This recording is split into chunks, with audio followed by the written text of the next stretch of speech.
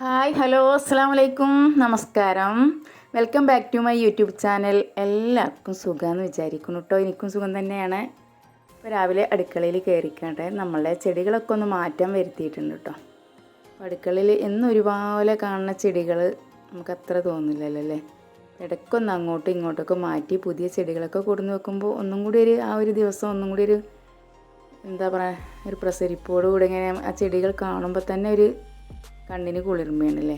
അപ്പോൾ അടുക്കളയുടെ ഒരു സൈഡിലായിട്ട് ജനൽമേ ഇതൊക്കെ കൊടുന്ന് വെക്കാറുണ്ട് കേട്ടോ ഞാൻ. അപ്പോൾ ഇന്ന് സാമ്പാറാണ് ഉണ്ടാക്കുന്നത്. അതിന് വേണ്ടി കുറച്ച് ഉരുളക്കിഴങ്ങും കുമ്പളങ്ങ തക്കാളി അതുപോലെ കുറച്ച് എന്താ പറയുക ചെറിയ ഉള്ളിയൊക്കെ അധികം ചേർത്തിട്ട് നമുക്ക് അടിപൊളിയായിട്ടൊരു സാമ്പാർ ഉണ്ടാക്കുകയാണ് കേട്ടോ. ചെറിയ ഉള്ളി കൂടുതൽ ചേർക്കുമ്പോൾ ഒരു പ്രത്യേക ടേസ്റ്റാണല്ലോ അല്ലേ.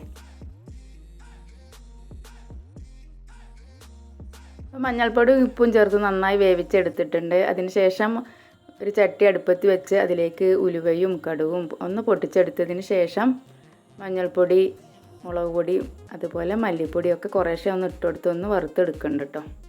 പിന്നെ കായത്തിൻ്റെ ഒരു കഷ്ണം കുറച്ചധികം തന്നെ ഇട്ട് കൊടുക്കുന്നുണ്ട്. പിന്നെ എന്താ പറയുക, സാമ്പാർ പൊടി ഇട്ട് കൊടുക്കണില്ല കേട്ടോ. അപ്പം നമ്മുടെ കായവും ഉലുവയും അങ്ങനെയൊക്കെ ചേരുമ്പോൾ നമ്മൾ അടിപൊളിയായിട്ടുള്ള സാമ്പാർ നല്ല മണോ രുചിയോടുകൂടെ തന്നെ കിട്ടും. സാമ്പാർ പൊടി ഇട്ട് കൊടുക്കേണ്ട ആവശ്യമൊന്നുമില്ല.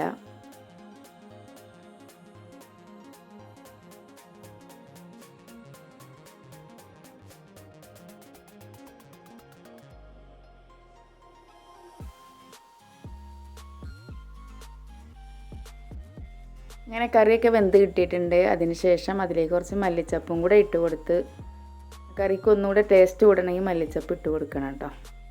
അതുപോലെ കറിവേപ്പിലൊക്കെ നന്നായിട്ട് കൊടുത്തിട്ടുണ്ട്. പിന്നെ നമ്മൾ സോയാബീൻ പൊരിക്കണം കേട്ടോ.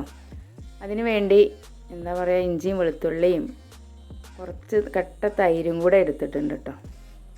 പിന്നെ അതിലേക്ക് മഞ്ഞൾപ്പൊടി മുളക് പൊടി ഇട്ട് കൊടുത്തിട്ടുണ്ട്. ചിക്കൻ മസാല ഇതെല്ലാം ഇട്ട് പച്ചമുളകും കൂടിയും കൂട്ടി അരച്ചെടുത്തിക്കുക കേട്ടോ. പിന്നെ ഒരു മുട്ട ചേർത്തിട്ടുണ്ട്. അങ്ങനെ നമ്മൾ കുട്ടികൾക്ക് വേറെ എരിവ് കുറച്ച് പൊരിച്ചെടുക്കുന്നുണ്ട്. പിന്നെ വലിയവർക്കും നന്നായി കുറച്ച് എരിവൊക്കെ ചേർത്തിട്ട് തന്നെയാണ് പൊരിച്ചെടുക്കുന്നത്. സോയാബീൻ എല്ലാവർക്കും നല്ല ഇഷ്ടമാണ് കേട്ടോ, പൊരിക്കും അതുപോലെ കുറുമയൊക്കെ.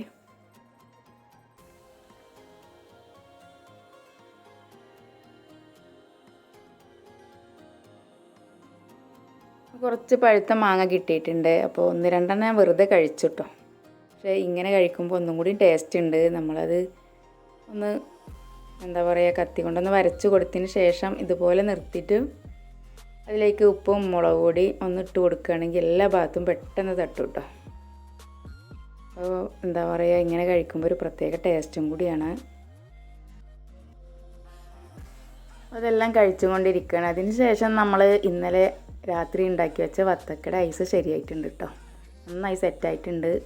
വീഡിയോ ഇഷ്ടപ്പെട്ടു വിചാരിക്കുന്നു. പുതിയൊരു വീഡിയോ കാണുമ്പോൾ എല്ലാവർക്കും എൻ്റെ ഹൃദയം നിറഞ്ഞ നമസ്കാരം.